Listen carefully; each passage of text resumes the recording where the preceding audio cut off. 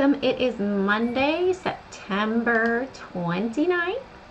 And just a reminder, these are my social media handles. If you guys get a WhatsApp message from somebody, Mrs. Jane, it is not me, it is a scammer. I'm not going to hit you guys up for money. So please be aware of that. Scammers are using my profile and everything like that. So I don't want you guys to be hurt. So just keep that in mind.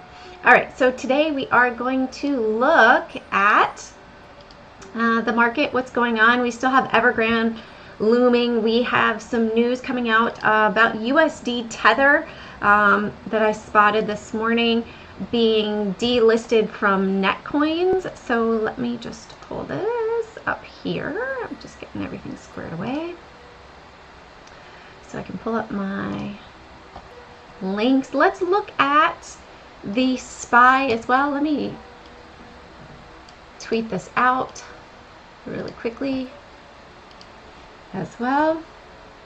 Oops, I always forget that on my Apple I cannot do Control V. It has to be, I think, Command V.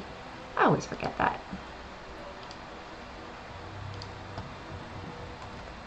Let's see, Command V. That's it. Okay, little trick. It's up and running.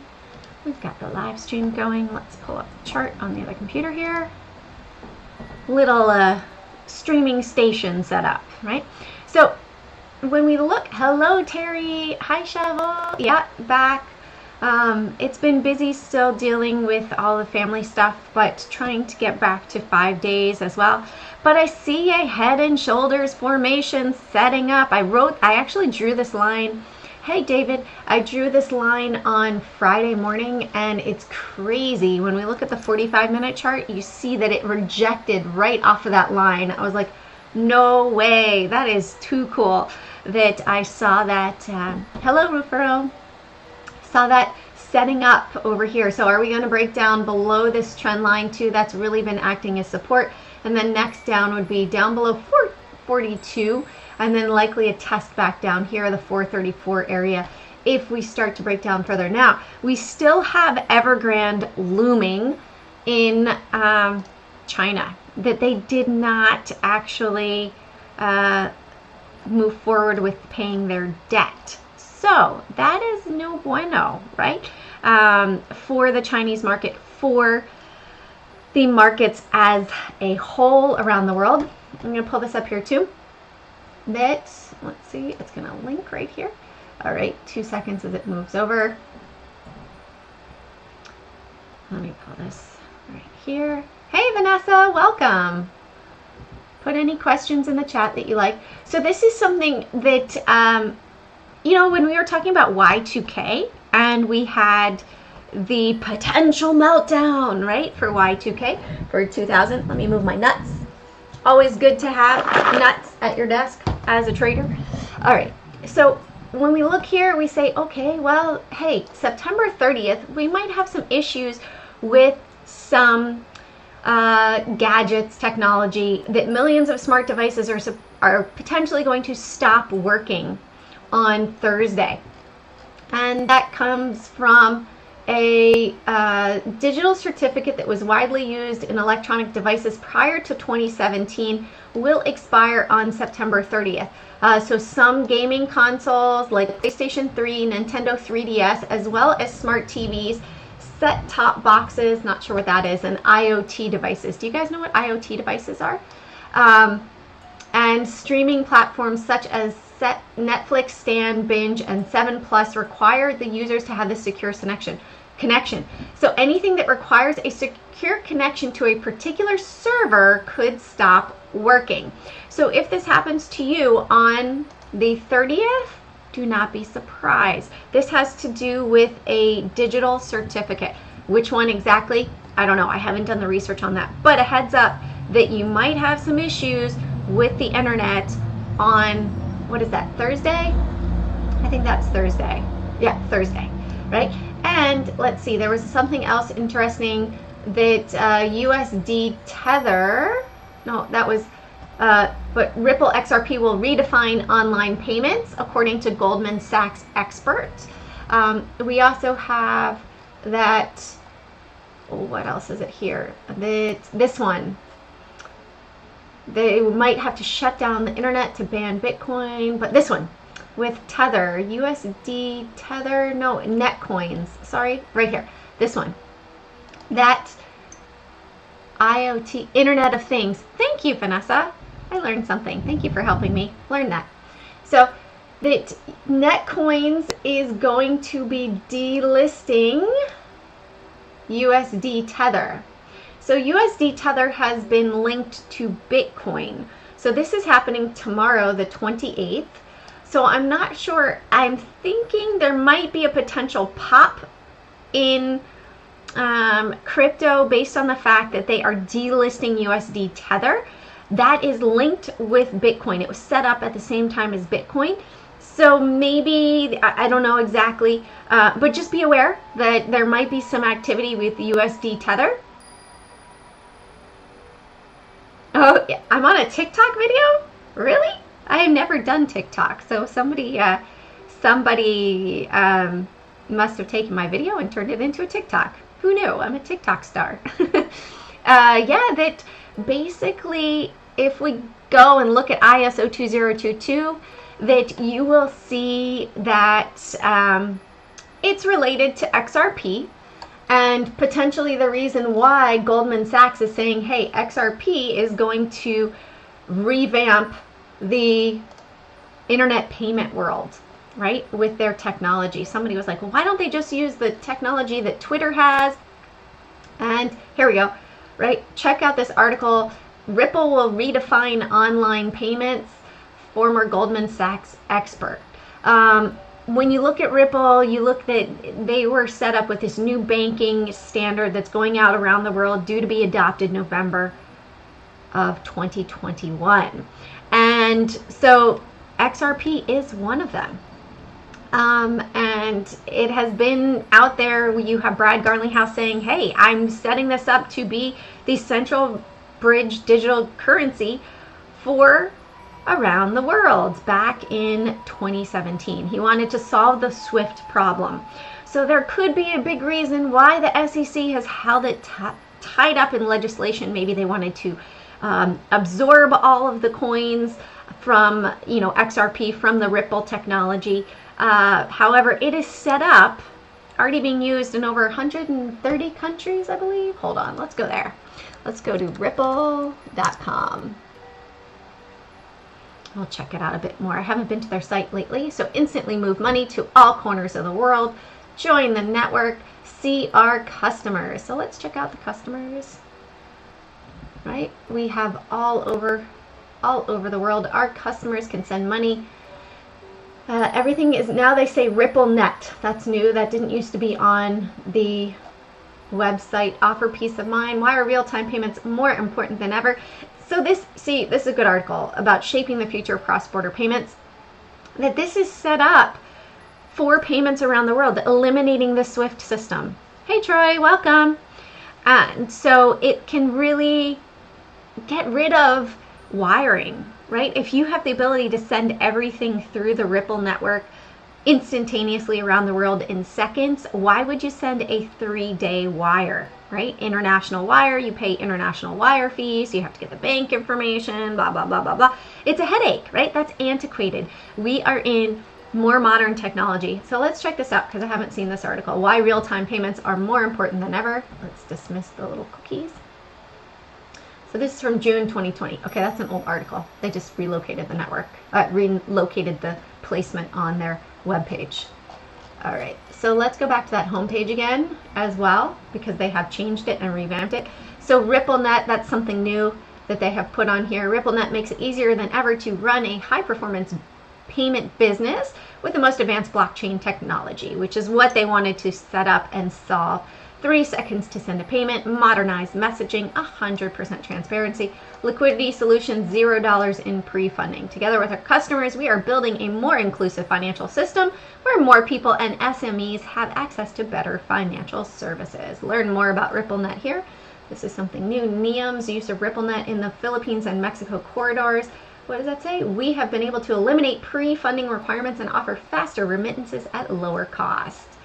enabling the Internet of Value. Ripple's open source developer platform enables developers and entrepreneurs to build real-world payment solutions on the XRP ledger. If you think about it, with your banking, look at this. Download the future of central bank digital currencies. Central bank digital currencies will play a critical role in the new modern global financial infrastructure. Blockchain technologies will undoubtedly underpin Ripple's new report provides central banks with the framework for implementing central bank digital currencies and guidance for ensuring global interoperability, the cornerstone of success for central bank digital currencies. This, I'm not sure why these are highlighted, but that's interesting. I'm going to go back here, and yeah, Santander is one. Learn more about RippleNet because that's new.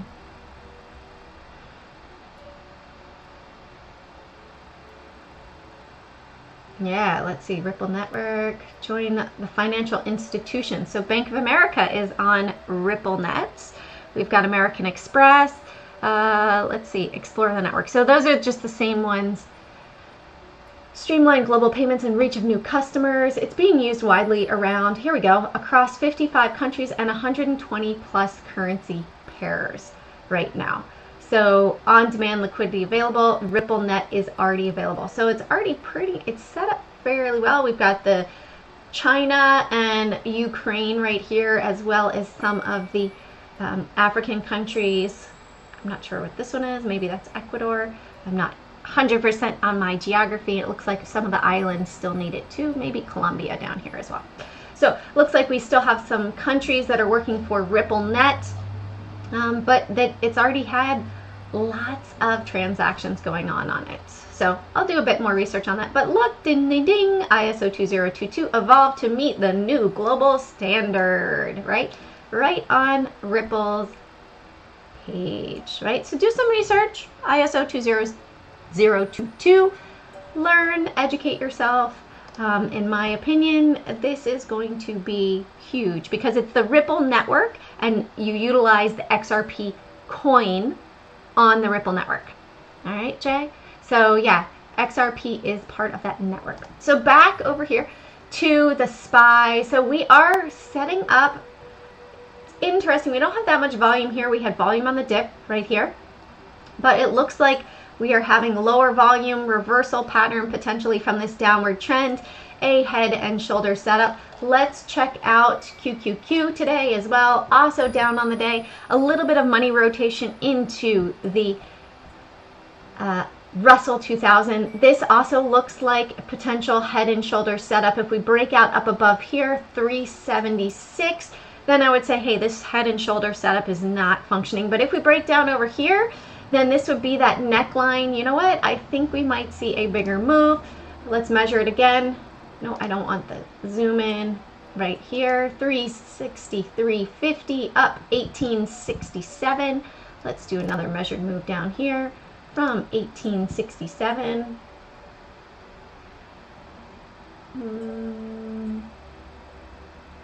Maybe down to 348. Call it 340 or 349.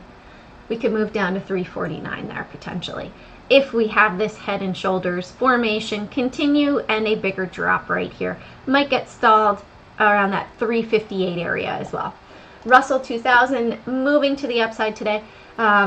We are still in this range. This has just been range bound since February and we're not going anywhere quickly. Yeah, it's about a 12-point range, but we're not moving in or out of it at the moment. So the Russell has a big move coming. Which direction? It's not confirmed yet. I do know that we had bigger dark pool prints right up over here, and we are below those big dark pool prints. We're holding the moving averages on the way up and this volume weighted anchor price from back here. Let's turn this on. Let's make this a different color so we can see it more easily. Let's make this green. I never use this green, and I'm going to make it just a 2.1 so we can see. So there we go. So that is our volume weighted anchor price. If we drop below 214, 213 actually, there's a good chance that we could fail, come back down here, test this area, and then drop down further. It does look a bit like Wyckoff with the accumulation that sort of happened right here. Then we broke up Maybe this is distribution for a bigger move to the downside. If we look at this on the big picture of potentially a monthly chart, we will see we came down to that 161. Maybe we're going to come down here 126 from where we are now. Maybe 100 points drop down. We really bounced off of that April of last year. So keep that in mind. We might see that that is going to be a target when we move to the downside. Yes, exactly, Jay. Ripple is the platform and XRP are the coins. Just like you have the Stellar network and then you have the XLM token, XLM coins, you have the Flare network and the Spark tokens. So usually you'll have a network and then you have the coin or token on that network. Also, when we look at Dow Jones, if we were to have a correction, maybe we're going to go down to 204. That's where we bottomed out in July and also in March. So look for 204 if we start to have a bigger crash in the market. With Evergrande, that is always lingering. What's going to happen with the, let's look at global markets, CMN, because I like to check out their map to see what's going on with the markets around the world. We go to this and it's going to show us Americas right now because the American markets are open. However, you can change it at the top. They do have a tab. So right here we can see, okay, so today the Shanghai market closed down just a little bit, right? And the Nikkei down, Hang Seng was up 0.03. So we see right now that the European markets closed up a little bit. Are we going to follow with Asia or are we going to follow with Europe? It does tend to move from east to west throughout the day as the day rolls through around the world. So if we start to see that China has a big sell-off with Evergrande, we're likely going to see that that's going to carry through to Europe, where we do have, I don't know about European investors, but I do know that HSBC and BlackRock were two of the US investors that were biggest into Evergrande with their holdings. IEMG is one of the biggest ETFs that does have 16 million shares in it. So that would be a good one to watch if that starts to drop. Likely an indication that it's really going to affect the US market as well. All right, so let's get into my list over here. I did have the SPY, QQQ, IWM. So I did have nice potential shorts on the two indexes right there. Yep, AMG or AMD, Samuel? Oh, thank you. Thank you so much. So right now, let's check out, we had Norwegian Cruise Lines. They were moving up today. I did have a little bit of a trade up above 28.75, 75 cents up to 29.45. Let's put this on a 15-minute chart. Let's close this out. Oh, we also have, I'm going to close this and close this. I wanted to talk to you guys about all of the FOMC talk today. Does not usually happen on a Monday, and we just had the announcement last week of, maybe this is in relation to the meetings that are going on in New York as far as global economy. But right now, yes, welcome back, Old Salt Trading. I know your internet has been wonky. And in fact, on the 30th, you might have issues as well because there are certain devices that are going to go down. So this is kind of weird that we do have this. I'm going to look at the calendar for the week and see what other abnormal announcements we might have going on. So on Tuesday, more FOMC chatter, 1:40 and 3 o'clock. We have a consumer confidence at 10 and Fed Chairman Powell. What's he going to be talking about? Does this just testimony comes in two parts. Okay, so he's just having a testimony about the Coronavirus and CARES Act before the U.S. Senate. So that could add some volatility to the U.S. market tomorrow at 10 o'clock. So be aware of that. Goods and trade balances for the U.S. that might also play a role. And then on Wednesday, we have Great Britain and Fed Chairman Powell again, second day of testimony based on COVID. Then we have unemployment claims on Thursday, also end of the month, end of the quarter.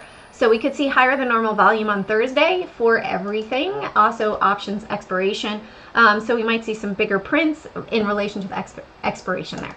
All right, so let's look at CCL, likely a fairly similar chart, yep, almost identical to Norwegian Cruise Line. So the cruises are moving to the upside. Hello, Salvatore, welcome. Yeah, It's very tough, old salt trading for the internet and stuff. So we will see what's going to happen. We also had a nice move on ExxonMobil. Look at that breaking out over here on the daily chart. If we're able to hold here, we might see a further move up to this area of 60.74. But then we could see that it would come back down to the moving averages. So maybe a retracement back down to like the 58.50 area, this support. So I'd watch for that 58.50. Look at that. It's also the 50 simple moving average on the 15-minute chart. Oh, nice, Salvatore. And Yandex. You know what? This is the other one. Hold on. I put the wrong one on my list there. I put the MOEX one instead of the NASDAQ one. So the NASDAQ Yandex trade for the day had a little bit more to the upside, but nothing super crazy. So just a bit of a move up above 82.40 cents, above 82.20 over here, and it didn't transfer over. So, all right. Let's look at Bank of America. Bank of America had a bigger surge to the upside today. Look at that. Nice 60 cents today. Bank of America tends to be a bit easier, but look at that. It hit resistance right here and then broke through in the first 15 minutes, pulled back down, and a bigger surge back up again. So nice trade on Bank of America. Also really influencing the bank stocks as well, which is also lifting up the Russell, as we do have the bank stocks or financial stocks 20% of the Russell 2000 holdings. Tesla had a nice move up above 777 and 50 cents right here. Big move almost up to that 800 mark, $3 shy. So big move up. Would expect this to come back down, maybe down to 780 as a bit of a retracement here, as it has had a major surge to the upside. You can see many times it has a surge to the upside and it pulls back down. So keep that on watch. Would have been a nice place to lock profits up there. Still watching it to see if it breaks down below 791 and then would aim back down for roughly 780, at least down to 784. All right, let's look at Facebook. Facebook today has sort of just traded within the range, nothing too crazy, right up to 354. Yeah, we did get some stuff on XME and X. It does look like it could be moving to the upside, especially with commodities. Gold, silver, steel, aluminum, all look like they might have potentials to move to the upside. Also, Alcoa as well is another one to keep on watch for potential breakout to the upside. So Facebook really just a little bit of a turning sideways, downward price action, bouncing off of a 200 simple moving average early in the morning, and then reclaiming, just caught up in traffic up here. Amazon as well had a big move down today, below 33.90. It failed, right? That's our 200 simple moving average. Moved down, had a nice gap there to the downside, almost came all the way down to the 161 EMA here and bounced. We do have that volume weighted average price from the big low back here in March of 2021. So if we can hold that, maybe a potential for it to come up and test this downward trend line over here. But it does seem like we are coiling off of that 161 right here. And then we tested this trend line and up. So we sort of have a 1, 2, 3, 4. Could be setting up for a 5 move. Maybe that's going to move to the downside, or a retest and then a move up. We will see. Or if this is our 5 right here, then maybe we will break out up over here around 34.60. Shop pulling back, not a big move now. It had bigger movement pre-market and then a drop, came down to the 14.60 and bounced off of there. So it did have a nice drop below 32.50 and down to 14.16. Nice 16-point drop there. Adobe as well, last one on my list, 616. And did we fail? We definitely did. Downward momentum came down to the 603.33 and moved to the upside. You're sick from work with burnout. Doctor's giving you another 2 weeks off. Oh, I hope you feel better, Salvatore, but enjoy the market in that time off, right? You're with CRM now, right? Salesforce? So funny. I think of the ticker instead of the name. And I'm sorry about that, Salvatore. Okay, so let's check out, you guys put in, we have Samuel that put in AMD, so let's check out AMD over here. And shop we already did, so we'll check out Micron as well. Oh, I clicked on the wrong one. Let's go to the 24-hour chart over here and maximize that one. And then we'll do Micron after this. So AMD looks like it does have, let's get rid of this, oops, trend line right here. I'll just delete this one. And we'll put a new one in. Well, maybe you find something, line something up in the meantime in the next 2 weeks, Salvatore. Is that possible? Can you do that?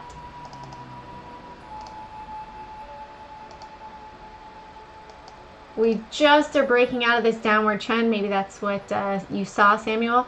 And that could be a positive if it breaks out up above, right? If we close back below that trend line, let's look at it on a smaller time frame. If at around, let's see, 4 o'clock, we close below 106.30, this could potentially move to the downward side for AMD. Are you talking about VIX or VXX, Samuel?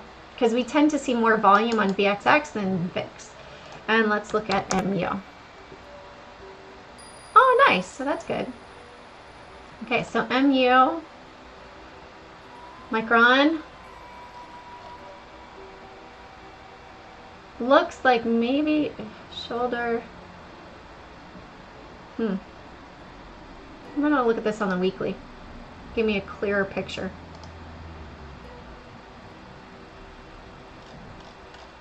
You can see that it really has support right here around $68, and we had buying, I say buying because we're up above the bottom right now, but we haven't broken out up above here. So if we break out up above 82, I'm on this moving to the upside.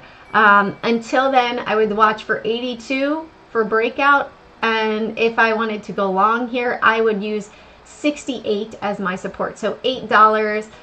That's not a very good risk right now. It would be $7 to the upside, $8 to the downside, and so I would need to wait on that, in my opinion. As far as a downward trend, it does have a downward trend potential break setting up, but not confirmed just yet, and you would find resistance right here, roughly $82 mark as well. So keep that in mind. And okay, so we'll look at the VIX. So VIX right now, we see maybe we are about to have a rounded bottom. When we look back here, this is the weekly chart, right? So be aware, this is the weekly chart, and this is a 161 EMA. So we popped above it last week, and it seems like maybe, are we going to repeat history? Right here we had a slow little rounded bottom, and then finally when it opened above, then it just boom, right? So we have a slow little bottom, and then maybe we're gonna have a boom, right? Which would be a drop in the SPY. Now, I could be wrong. We also have a bit of a downward trend here as well. So I would wait more for like the cross up above 24 right there. That looks like a nice area to watch. 24 cross right there. All right, guys, I'm going to wrap it up for today. I am a little hungry, and I hope you have a great rest of your day. Thank you guys for joining me. Thank you guys for your support. If you like the video, hit the like button. If you'd like to share it with your friends, please do so. Free information, content to help all fellow traders out there. Definitely check out XRP, what's going on there. Check out USD Tether, do some research on that. And also hit subscribe if you'd like to subscribe to get the notifications when I do go live, as my schedule has been a little wonky. It hasn't been 12:15 as always, because sometimes I need to leave and go do some family stuff earlier in the afternoon. So have an amazing rest of your day. Hope to see you guys tomorrow, roughly 12:15. Carpe profit, seize those profits one trade at a time, and love you for being you. Have an amazing day. Bye.